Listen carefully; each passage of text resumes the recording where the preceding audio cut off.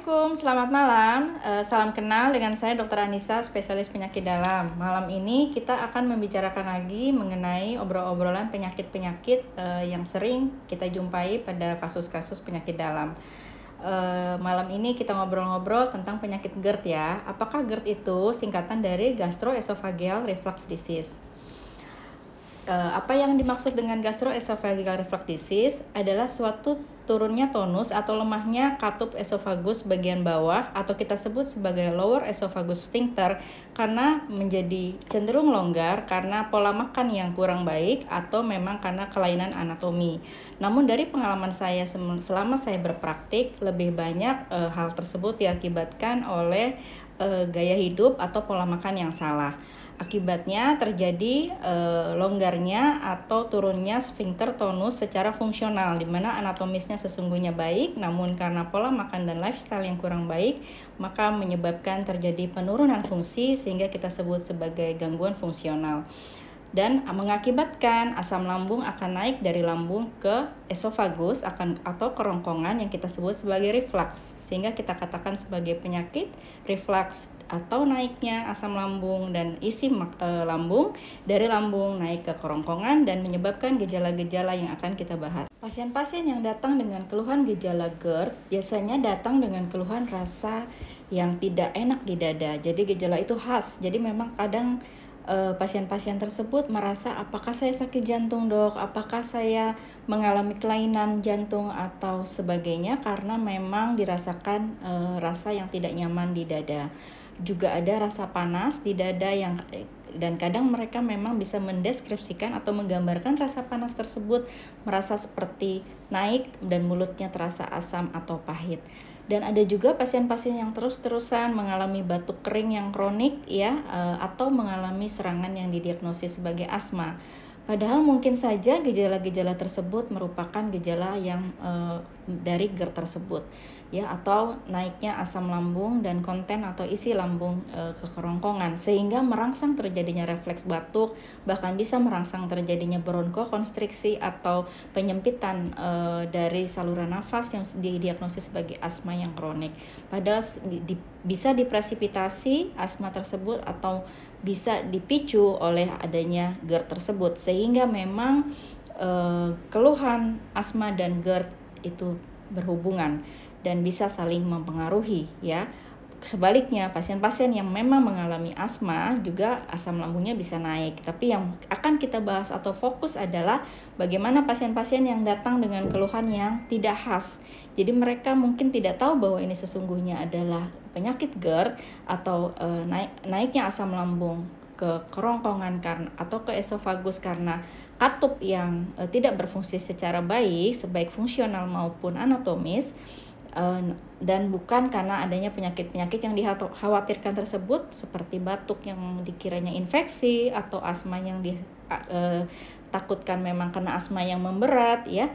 Nah, sehingga kita perlu sekali untuk mengetahui dan secara detail menganalisis bahwa memang GERD ini keluhan-keluhannya memang GERD ya. Jadi kita singkirkan dari penyakit-penyakit asma, infeksi dan sakit jantung. Tentu saja untuk profil-profil pasien dengan wanita muda atau laki-laki muda tanpa faktor resiko jantung seperti obesitas, merokok, diabetes, gagal ginjal dan hipertensi, kemungkinan untuk terjadinya nyeri dada akibat jantung itu kecil, kecuali memang ada faktor-faktor resiko di atas atau memang ada riwayat anggota keluarga seperti ayah atau abang yang satu level di atasnya yang memang memiliki riwayat sudden death atau meninggal usia muda. Mungkin usia muda kita bisa pikirkan jantung, tapi di luar itu biasanya nyeri dada atau chest pain itu kita sebut atypical atau non-cardiac chest pain, yaitu nyeri dada yang bukan berasal dari kardiak, non-kardiak, tapi berasal dari GERD ini. Dan apakah GERD ini berbahaya? Pada pasien-pasien yang mengalami keluhan GERD ini, apalagi jika pada beberapa orang dengan GERD yang mengalami nyeri pada dada dan merasa cemas dan panik sehingga mengakibatkan terjadinya berdebar-debar yang sangat hebat atau takikardi, tentu ini akan mempengaruhi kualitas hidupnya. Pasien akan merasa yang tidak nyaman, kemudian rasa ansietas atau panik, dan bahkan merasa apakah saya terkena serangan jantung, dan mengakibatkan paniknya bertambah hebat dan menyebabkan sehingga timbulnya takikardia atau berdebar-debar yang bisa sangat ekstrim. Saya pernah mengalami seorang pasien yang denyut nadinya atau takikardianya mencapai hingga 160 sampai 170 kali per menit. Memang dengan hanya pemicunya yang GERD dan kemudian menimbulkan ansietas pada pasien tersebut.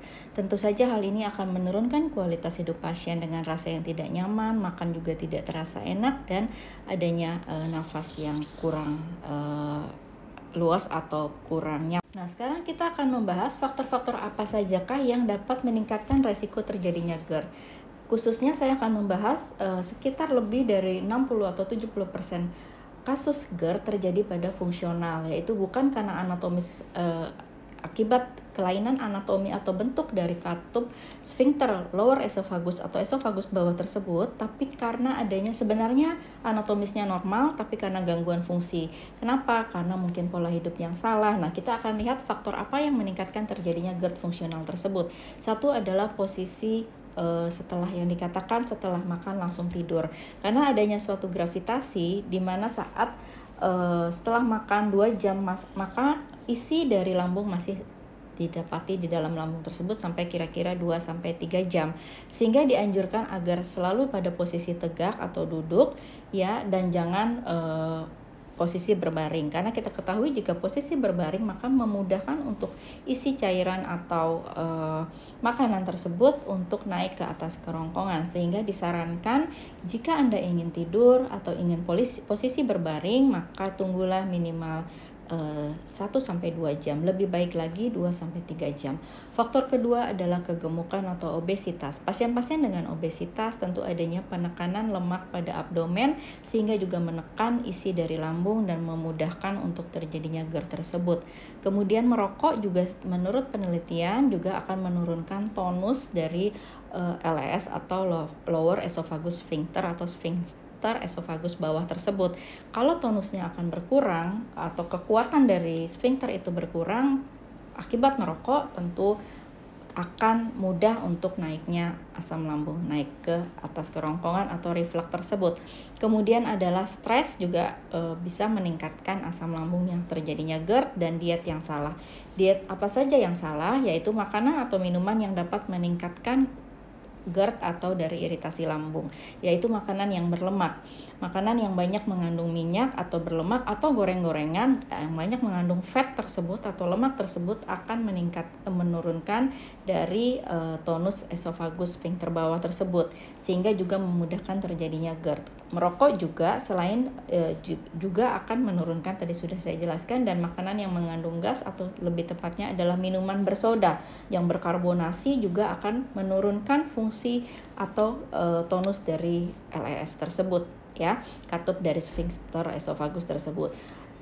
Minuman apa lagi? Minuman seperti susu dan coklat ya, kemudian kopi, alkohol, dan makanan-makanan yang sifatnya merangsang asam lambung juga akan menurunkan tonus esophagus, sphincter esophagus bagian bawah. Nah, teman-teman, terus bagaimana cara kita mencegah GERD yang terutama GERD fungsional akibat gangguan fungsi dari pola makan yang tidak sehat atau dari jenis makanan yang tidak sehat ini.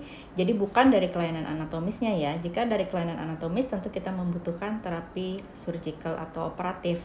Tapi jika karena fungsional, yaitu anatomi atau bentuknya dari sphincter esophagus bawahnya ini normal tapi mengalami gangguan fungsi akibat hal yang telah kita sebutkan tadi, terus bagaimana caranya? Satu adalah menjaga pola makan yang sehat. Ya tadi kita hindari makanan yang berlemak, berminyak, ya, tidak merokok, ya, tidak minum minuman yang bersoda, dan jangan langsung tiduran setelah makan. Kedua adalah mengontrol berat badan ideal, ya, turunkan berat badan Anda minimal 5% dulu sampai 10%.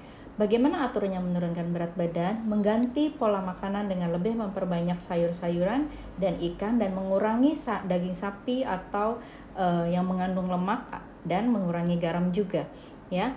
Kemudian berolahraga dengan teratur untuk menurunkan berat badan.